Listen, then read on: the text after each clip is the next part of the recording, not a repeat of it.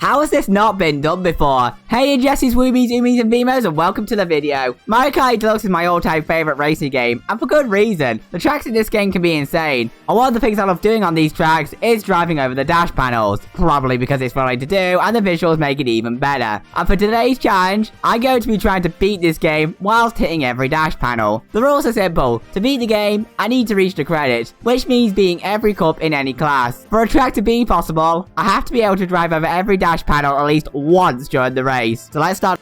First off is Mario Kart Stadium, and this track is really easy. The only boost pads are on the outside of these two corners, but you can easily drive over them. Water Park has no dash panel to speak of, and it's the same with Sweet Sweet Canyon. Oh hey Boost Cannon, whee! Swamp Ruins has several anti-gravity routes with the boost pads, including one on both sides of this area. We go down one on the first lap, the opposite one on the second lap, and you can just glide through the whole lot onto the third lap, which will lead you to the Mushroom Cup. The Flower Cup started off really easy, as Mario Circuit has no boost pads around, so no problems there. Toad Harbor was a bit interesting, however, as there's boost pads on all kinds of alternate routes, but thankfully every single one of them could be driven over by the end of the second lap, so it was doable. Whoever fired that red shell's an asshole. Twisted Mansion was also no issue. As long as you went down both of the split paths near the end at some point, you're good. And that leads to Shanghai Falls and this. Boost pads constantly spawn underneath this waterfall, which is an issue, and I always seem to miss a couple at least. I decided to go to time trials to see if there was a way, but that's where I learned the real truth. They actually go underneath the track quite a good distance, and even when you try and go after them, Lakita will just pick you up and put you back on track, and unfortunately, I could not find a way around this. I originally thought this would be the end, but I noticed that the pattern of the dash panels looped every 6-1, so if I could drive over all 6 in the race, it would count. Thankfully, one lap I was able to drive over 5 of them, which meant I could get the remaining one on the last lap, so thankfully, this was possible. Star Cup, here I come.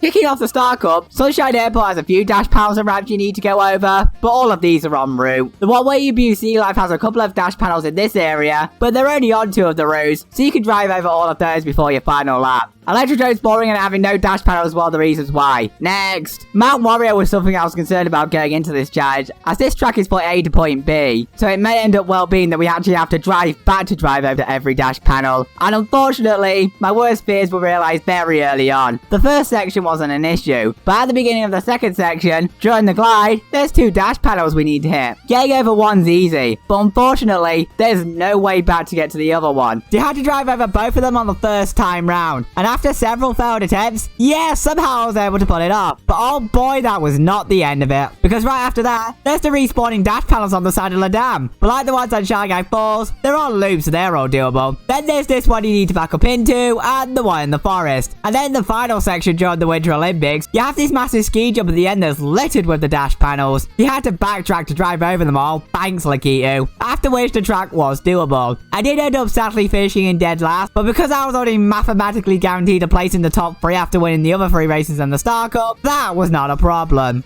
Going into Cloud Top Cruise, I knew the main challenge here would be the Thundercloud section, as the rest of the dash panels on this track are en route. The Thunderbolts can get in the way at times, but if you focus on just the center and one of the sides on your first lap, and the other side on your second lap, you should be able to drive over any remaining boost pads on the final lap. Boat Ride Dunes is exactly like Electrodrome. It's boring, it has no boost pads. Next, Bowser's Castle wasn't any trouble either. Like Twisted Mansion, you just gotta take both of the split paths with the console military Bowser statue put you the track, and you're good. And that's also the same for the dash panels on Rainbow Road. Whee! The other ones at the end are really easy as well. And with that, we're off to the Egg Cup. Kicking off the Egg Cup, we have Yoshi Circuit, which has no dash panels. Excite Bike Arena was interesting, however. Not the track itself, but because it changes for each race. But the one I got during recording only had the 2 dash ramps and were both en route. I did try some other designs, but every single one the dash panels were en route, so this was no issue. Dragon Driftway also has no dash panels, unlike Mew City, which has them everywhere. But most of them you can easily get on your first lap, and any remaining ones you can get on the second lap, so this track was no issue. First off in the Crossing Cup, it's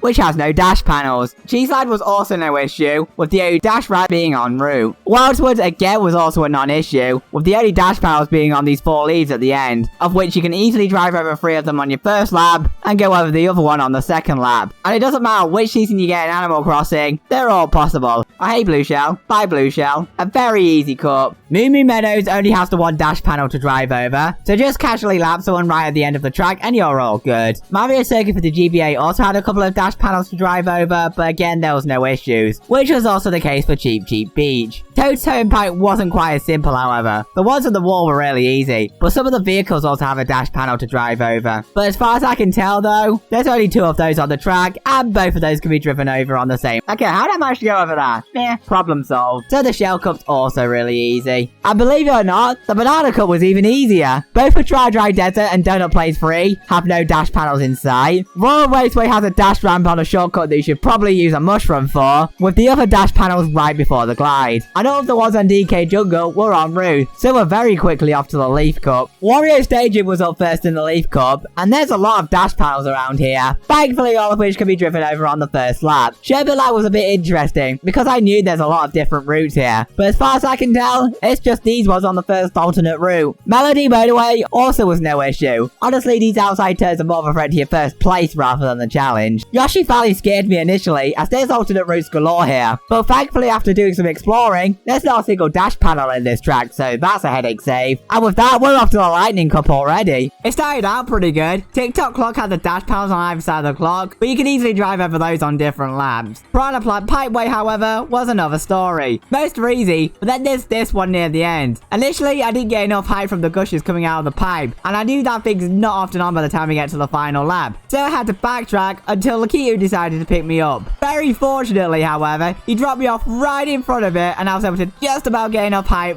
right as the thing shut off, and still somehow win the race in the end. Thankfully, Grumble Volcano I didn't need to be as fortunate, with both of the dash panels easily being able to be driven over on the first lap, which just left N64's Rainbow Road, of which all of its dash panels were en route. As for the Triforce Cup, Wario's Gold Mine had several to drive over, but nothing too bad. This Rainbow Road doesn't even have a single dash panel in sight, and neither does Ice Ice Outpost. That just left Hyrule Circuit, which only had the one dash ramp that's activated by hitting these 3 spin boost pillars. So yeah, really easy cup. Hopefully the Bell Cup's just as nice, because if we can beat that, we've done it. Well, we're off to an easy start in the Bell Cup, since Cooper City doesn't have a single dash panel. Best retro track in the game was also easily doable, with the only one being any challenge being the one on the shortcut. Oh boy, Super Bell Subway was a pain. Because the top of the trains all have dash panels on both of their ends. I think there's 2 trains going in both directions, so wait long enough and you can get on top of every train. That was not the end of it, because there's these 4 dash panels right at the end, which meant for one of the laps, I had to go back and take another route. Thankfully, this track was doable, but I had to settle for dead last, which meant Big Blue was my final challenge, and man did it feel like it. Right off the back, I had the dash panels spread apart, that I had to backtrack to get them all whilst fighting Lakitu. Trust me, he's going to be an issue throughout this whole track. And then after that, there's another split path that has 2 dash panels that I had to crash into the wall to get them both, and then drive very carefully into the wall here on this dash ramp to make sure I didn't miss the one below it. Oh, you'd better not drag me over, Lakitu. Oh, well, okay, maybe he won't be so bad. Spoiler alert, he isn't. Hopefully the second section is nicer. Oh, it is. Thanks. But the third section was not, because it kicks off with the respawning dash panels just like Shy Guy Falls and Mount Wario. But it looks like there's 2 looping over every green conveyor and 1 over every red conveyor. So that's more time consuming than hard. Before our final challenge, what's the split path? You get the deal, going down one is easy. But since this is also a point A to point B track, I had to backtrack, and no matter how far I got, the Lakitu kept picking me up and dragging me to the end. So I had to try the other route, and the only way I could get through that is having to turn all the time to delay Lakitu enough. After which, thank God this track was possible, but I had to settle for dead last again. And to think I called you my favourite track in the game, unfortunately with 2 dead lasts, the max points we could get was 32, which whilst mathematically possible, it was never enough for a top 3 for me. So I had to try several times on Super Bell Subway and Big Blue to achieve a higher than last, but miraculously one time on Big Blue, I was able to backtrack on these 2 boost pads and then drive through the last lot from the side, then ram into the wall for this parallel ramp to backtrack to the other one, and then get very fortunate on the respawning dash panels where I had to backtrack to get one of the dash panels, and finally take the purple path after realizing you don't need to actually backtrack that much on the green. And then after all of that, as well as getting very fortunate with items, yeah, very fortunately I was still able to win the race. Don't ask me how I did it, your guess is as good as mine. And 46 points was enough to get onto the podium, and that would activate the credits. So with that in mind, I am more than happy to confirm that it is possible to beat Mario Kart 8 Deluxe whilst hitting every dash panel, even if you do have to get a bit lucky. I hope you enjoyed my first Is It Possible video, and if you have any other challenge videos you think I might like to do, please leave a comment below, I'd love to hear it. Thanks for watching, and I hope you have an awesome day.